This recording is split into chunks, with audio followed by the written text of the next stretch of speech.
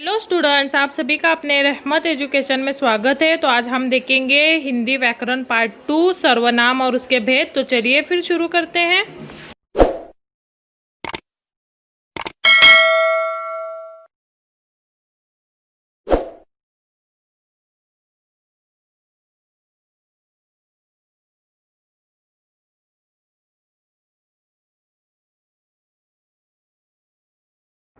हमने पार्ट 1 व्याकरण शब्दभेद में शब्दभेद 8 हैं, उसमें से 4 सव्वय हैं और 4 अव्यय।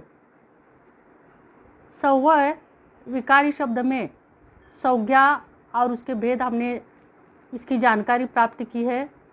आज हम इस वीडियो में सर्वनाम और उसके भेद देखेंगे। शब्दभेद में विकारी शब्द सव्वय जो 4 हैं, उनमें पहला है संज्ञा और दूसरा है सर्वनाम। अभी सर्वनाम किसे कहते हैं, इसके बारे में जानने से पहले हम उदाहरण देखेंगे। यहाँ पर मैं उदाहरण पढ़ रही हूँ। रमेश पाठशाला जाता है। रमेश को आम पसंद है। रमेश सुबह योगा करता है। रमेश का काम माँ की मदद करना है।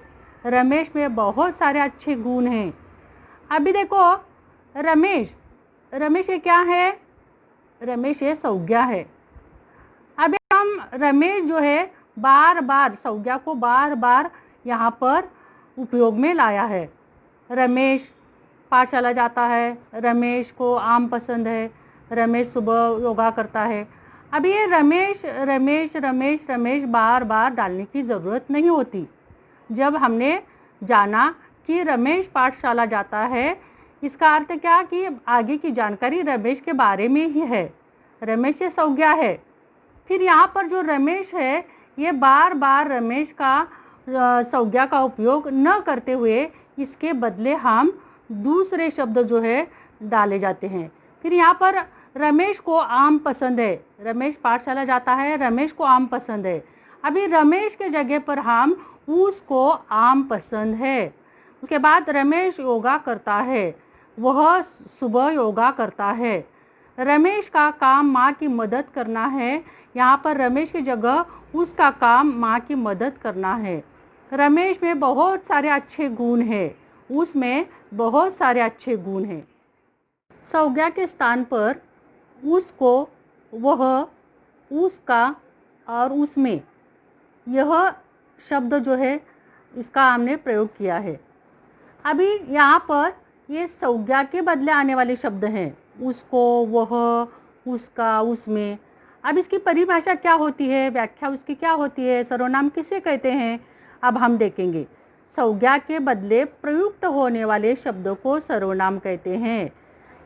अभी ये संज्ञा के बदले आने वाले शब्द हैं, संज्ञा के स्थान पर आने वाले शब्द हैं, इसलिए ये सर्वनाम हैं। जैसे और सर्वनाम है, देखो, वह, हम, तुम, तू, वे, उसे, कौन, यह, क्या, कोई आदि। सर्वनाम किसे कहते हैं, यह हमने समझ लिया है। आप सर्वनाम के भेद हैं, तो सर्वनाम के 6 भेद हैं।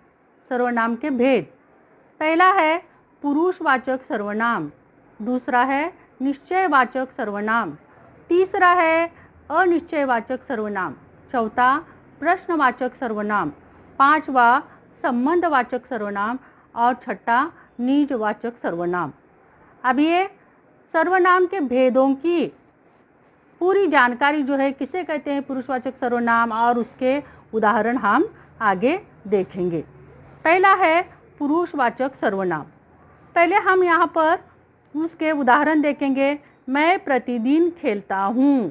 तुम क्यों चिल्ला रहे हो? वह पढ़ रहा है। यहाँ पर मैं, तुम और वह, यह जो है बोलने वाला, सुनने वाला और जिसके बारे में हमने कहा है, ये इनके बारे में यहाँ पर सर्वनाम जो है आया हुआ है। पुरुषवाचक सर्वनाम की परिभाषा जो है, या पुरुषवाचक सर्वनाम किसे कहते हैं, इसकी परिभाषा हम देखेंगे। जो सर्वनाम शब्द बोलने वाले, सुनने वाले, जिसके बारे में कुछ कहा जाए, इन तीनों पुरुषों के नाम के बदले प्रयुक्त होते हैं, उन्हें पुरुषवाचक सर्वनाम कहते हैं। पुरुषवाचक सर्वनाम किसे कहते हैं, यह हमने देखा। अभी पुरुषवाचक सर्वनाम के भी भेद हैं। पुरुषवाचक सर्वनाम के 3 भेद हैं, उत्तम पुरुष, मध्यम पुरुष और अन्य पुरुष। पुरुषवाचक सर्वनाम का पहला भेद है उत्तम पुरुष। अभी देखो, बोलने वाला व्यक्ति स्वयं अपने लिए जिन सर्वनामों का प्रयोग करता है, उन्हें उत्तम पुरुष सर्वनाम कहते हैं। यानी बोलने वाला व्यक्ति जो है स्वयं अपने बारे में ये सर्वनाम का उपयोग करता है, जैसे मैं, मेरा, मुझे, हम, हमारा, हमें आदि। पुरुषवाचक सर्वनाम का दूसरा भेद है मध्यम पुरुष। जो सर्वनाम शब्द सुनने वाले के लिए प्रयुक्त किया जाता है, उसे मध्यम पुरुष सर्वनाम कहते हैं।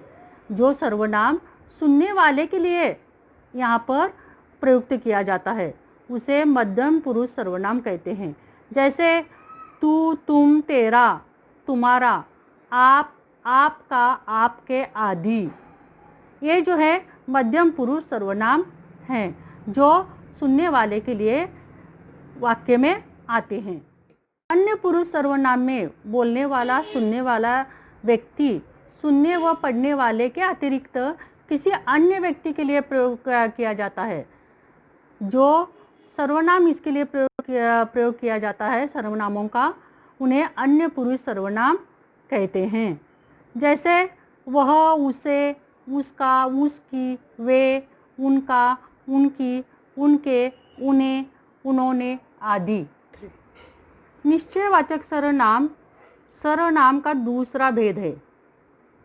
अभी निश्चयवाचक सर्वनाम किसे कहते हैं, जिस सर्वनाम शब्द से पास या दूर की किसी वस्तु अथवा व्यक्ति का निश्चयात्मक बोध होता है, उसे निश्चयवाचक सर्वनाम कहते हैं।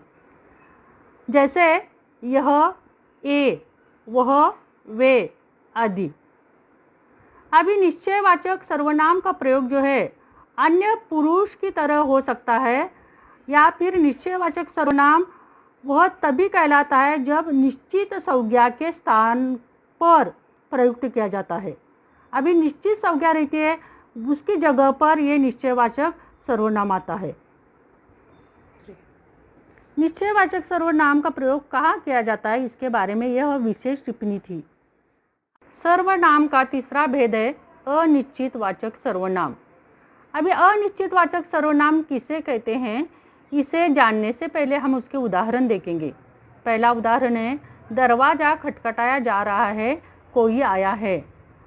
दूसरा है, दही में कुछ काला काला है, उसे निकालकर फेंक दो। अभी यहाँ पर कोई और कुछ, यह अनिश्चितवाचक सर्वनाम है। यह निश्चित नहीं कहा जा सकता कि कोई आया है, यानी निश्चित कोई आया है नहीं, कुछ है कोई, ये अनिश्चितवाचक सर्वनाम है। अभी अनिश्चितवाचक सर्वनाम की परिभाषा हम देखेंगे। अनिश्चित व्यक्ति, प्राणी, वस्तु अथवा पदार्थ के बदले प्रयुक्त किया जाने वाला सर्वनाम शब्द अनिश्चितवाचक सर्वनाम कहलाता है। अभी जैसे कोई, कुछ। सर्वनाम का चौथा भेद है प्रश्नवाचक सर्वनाम। अब हम प्रश्नवाचक सर्वनाम जानने से पहले उसके उदाहरण हम देखेंगे। पहला उदाहरण है, वे क्या मांग रहे हैं, बाहर कौन आया है, इसमें क्या पड़ा है। अभी यहाँ पर क्या, कौन, क्या, ये जो है प्रश्नवाचक शब्द हैं, लेकिन ये प्रश्नवाचक शब्द जो है सर्वनाम का काम कर रहे हैं। इसलिए हम प्रश्नवाचक सर्वनाम किसे कहते हैं, यह हम जानेंगे। जो सर्वनाम शब्द प्रश्न के रूप में किसी संज्ञा शब्द, व्यक्ति, प्राणी, वस्तु या पदार्थ के स्थान पर प्रयुक्त किए जाते हैं, उन्हें प्रश्नवाचक सर्वनाम कहते हैं। यहाँ पर 2 प्रश्नवाचक सर्वनाम हैं, कौन, क्या। ये जो है प्रश्न है कौन क्या, लेकिन यह यहाँ पर सर्वनाम का काम कर रहे हैं, इसलिए यह प्रश्नवाचक सर्वनाम है। सर्वनाम का 5वां भेद है संबंधवाचक सर्वनाम। अब हम संबंधवाचक सर्वनाम की जानकारी देखेंगे। पहले हम उसके उदाहरण देखेंगे और उदाहरण के जरिए हम संबंधवाचक सर्वनाम किसे कहते हैं यह जानेंगे। पहला उदाहरण है जिसकी लाठी उसकी भैंस। दूसरा है जैसा करोगे वैसा भरोगे। तीसरा है जो डर गया वो मर गया। यहाँ पर उदाहरण में जिसकी लाठी उसकी भैंस, जैसा करोगे वैसा भरोगे, जो डर गया वो मर गया, यहाँ पर 2 सर्वनाम हैं और ये 2 सर्वनाम जिसकी उसकी जैसे वैसा जो वो, ये 2 सर्वनाम जो है परस्पर में संबंध का बोध करा रहे हैं, संबंध दिखा रहे हैं, इसलिए ये संबंधवाचक सर्वनाम है। तो हम यहाँ पर संबंधवाचक सर्वनाम किसे कहते हैं इसकी परिभाषा देखेंगे। जो सर्वनाम शब्द 2 सर्वनामों में परस्पर संबंध का बोध कराते हैं और प्रधान वाक्य को आश्रित वाक्य से जोड़ते हैं, वे संबंधवाचक सर्वनाम कहलाते हैं। यहाँ पर 2 सर्वनाम हैं और पहला सर्वनाम जो है वह प्रधान वाक्य है और दूसरा वाक्य जो है वो गौण वाक्य है, आश्रित वाक्य है, इसलिए ये दोनों जो है वाक्य 2 सर्वनाम से जोड़े गए हैं, इसीलिए यह 2 सर्वनाम जो है वह संबंधवाचक सर्वनाम है। सर्वनाम का 6ठा भेद है निजवाचक सर्वनाम। अब हम निजवाचक सर्वनाम किसे कहते हैं यह इसके पहले हम उसके उदाहरण देखेंगे। पहला उदाहरण है मुझे आज विद्यालय में स्वयं भाषण देना होगा। दूसरा है मैं आप ही बोले जा रहा था। तीसरा है उसमें अपने आप बैठकर काम किया। चौथा है यह काम मैं खुद करूँगा। यहाँ पर स्वयं, आप, अपने आप, खुद यह निजवाचक सर्वनाम है, यानी यहाँ पर कर्ता स्वयं अपने आप के लिए यहाँ पर ये सर्वनाम का प्रयोग कर रहा है, इसलिए हम जानेंगे कि सर्वनाम किसे कहते हैं। जो सर्वनाम शब्द कर्ता स्वयं अपने लिए प्रयुक्त करता है वे निजवाचक सर्वनाम कहलाते हैं। अभी आप शब्द का प्रयोग जो है, यहाँ पर आप शब्द का प्रयोग हमने पीछे भी जाना है कि आप शब्द का प्रयोग पुरुषवाचक सर्वनाम में भी आया है और यहाँ पर निजवाचक सर्वनाम में भी आया है। तो ये इसमें क्या फ़र्क है, जैसे देखो यहाँ पर आप कल हमारे घर आइए, यहाँ पर आप जो है यह पुरुषवाचक सर्वनाम है, यानी यह अन्य पुरुष के लिए यह प्रयोग किया गया है। और यहाँ पर मैं आप ही चला जाऊँगा, यह निजवाचक सर्वनाम है, यानी कर्ता यहाँ पर अपने आप के लिए, अपने खुद के लिए यहाँ आप का प्रयोग किया गया है, इसलिए यह निजवाचक सर्वनाम है। तो आपने जाना होगा कि आप जो है जो पुरुषवाचक सर्वनाम में भी आया है और निजवाचक सर्वनाम में आया है, किस तरह फर्क है उसमें यह हमने देखा। तो यहाँ पर ये सर्वनाम की पूरी जानकारी जो है, सर्वनाम किसे कहते हैं और सर्वनाम के 6 भेद जो है इसकी जानकारी आज हमने प्राप्त की है। आगे हम चैनल में शब्द भेद का विकारी शब्द सव्वय में का 3रा भेद जो है विशेषण, इसके बारे में जानकारी प्राप्त करेंगे। इसलिए आप हमारे चैनल को लाइक कीजिए, सब्सक्राइब कीजिए और बेल आइकॉन को दबाइए ताकि आपको शब्द भेद का 3रा भेद विशेषण की जानकारी प्राप्त हो और आसानी से आगे का वीडियो आप तक पहुंच सके। धन्यवाद।